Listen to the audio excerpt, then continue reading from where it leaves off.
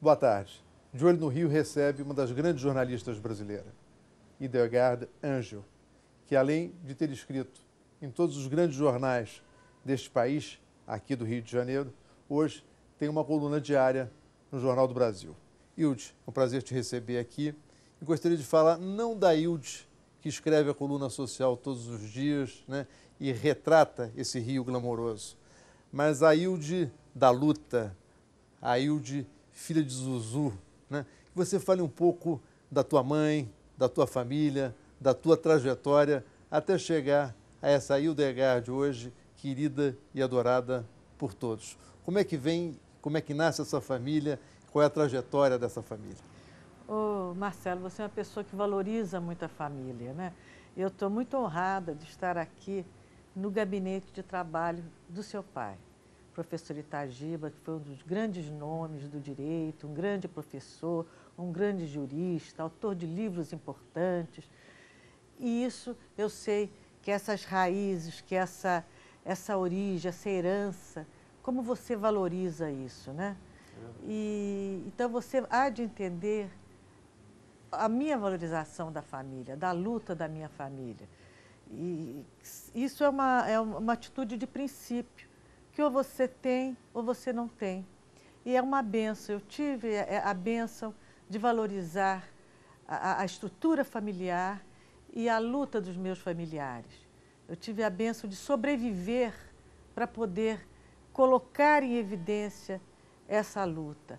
A luta do meu irmão por um Brasil democrático, por um Brasil com liberdade, às custas de sua própria vida, a luta de um jovem por suas convicções ideológicas, num tempo em que as ideologias justificavam uma entrega total até do seu corpo, né? Você arriscava a sua vida pelas suas convicções. Nós estamos falando do Stuart, do teu irmão, Stuart que Angel, morreu durante os anos de chumbo no Brasil. Morreu na base aérea do Galeão, de uma forma terrível.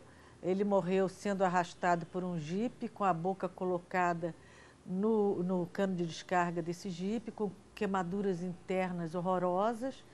Padeceu uma noite inteira e morreu e não denunciou os seus companheiros. Então, era desta fibra que eram feitos os jovens brasileiros numa época em que havia uma ideologia. E hoje, infelizmente, não no Brasil, mas no mundo inteiro, a vida se tornou tão difícil, a competição tão grande e a falta de perspectiva, com todos esses problemas do mundo, inclusive os problemas do meio ambiente, né, fizeram com que o jovem se tornasse até muito imediatista, muito materialista, muito autocentrado, né? E esses gestos heróicos viraram quase uma literatura romântica e não uma realidade. Quando a gente fala de pessoas que dão a sua vida por uma causa, isso é sempre uma causa do passado, uma questão do passado. E a minha mãe, quando soube primeiro, quando o seu filho desapareceu, ela iniciou uma luta para conseguir localizar o meu irmão. Na época, o tio de meu pai era ministro da Suprema Corte nos Estados Unidos, o que é muita coisa, você sabe disso, né, Itagiba? E esse nosso tio mandou várias cartas para o Brasil, querendo localizar o seu sobrinho. Os parlamentares da família, o senador Kennedy, Frank Church e outros, na época, também se corresponderam, enviaram correspondências para as três armas do Brasil, para a presidência da República, tentando localizar o americano, né, o Stuart, metade e americano, e as respostas foram contraditórias, e acabou meu irmão sendo morto. E aí a minha mãe iniciou uma nova luta quando ela teve a denúncia da morte do Stuart, para conseguir o corpo de seu filho morto. Isso tudo é muito dramático e impressionante se nós situarmos na sua época, naquela época, na época do medo, em que as pessoas não se falavam nem dentro de casa, não emitiam suas opiniões nem nos círculos mais íntimos e privados por medo. Não havia liberdade de opinião nem liberdade de expressão. Nem de expressão. Agora, só a pessoa vivendo essa situação educação é que ela sabe como o ser humano é capaz de se transformar pela intimidação, pela necessidade de sobrevivência. Então, a gente tem que também entender esta perspectiva e como o heroísmo da minha mãe fica tão grande se nós situarmos ele nessa outra perspectiva. No tempo e no espaço. No tempo e no espaço. Em que, para você ter uma ideia, dizia-se na época que minha mãe havia sido a única mãe de Praça de Maio, entre aspas, que eram as mães argentinas, no Brasil.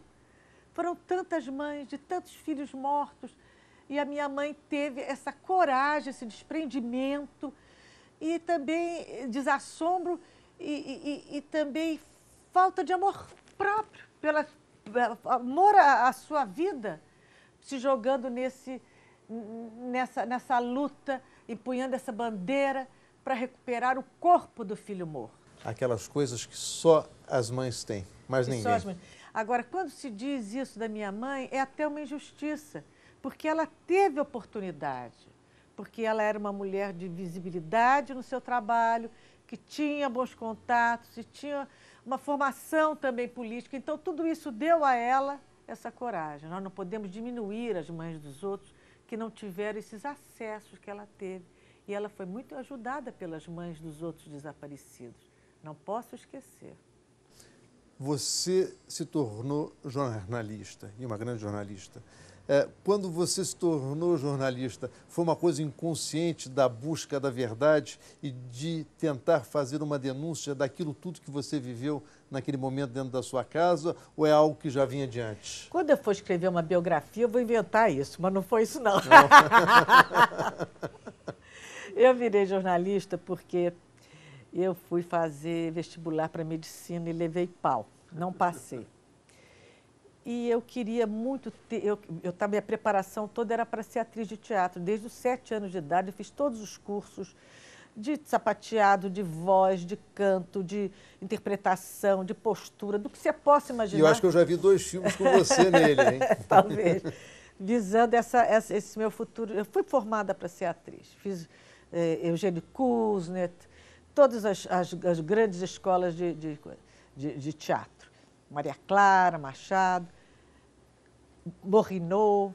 Quando eu levei aquele pau, eu falei, meu Deus do céu, eu não consegui entrar na faculdade de medicina, que eu ia fazer paralelo ao conservatório de teatro, e eu queria ter meus recursos pessoais. Eu falei, já sei, eu vou me matricular no conservatório agora e vou ser preceptora de crianças de filhos de diplomatas. E havia um jornal no Brasil chamado Brasil Herald, e coloquei um anúncio dizendo que jovem falava inglês, francês, e com noção de psicologia, porque eu, para fazer o vestibular, eu tive que fazer um pré-vestibular de psicologia, porque o que ia fazer era psicologia. Então, noção se oferece para ser preceptora de filhos. E aí começou a tocar o telefone lá em casa. A senhora é preta ou é branca? A senhora quer ser babá? A senhora dorme no emprego? E minha mãe, meu Deus do céu, já paguei tanto curso para essa menina e ela agora quer ser babá. E ela ficou arrasada e foi para o cabeleireiro desabafar com a amiga que eu queria ser babá.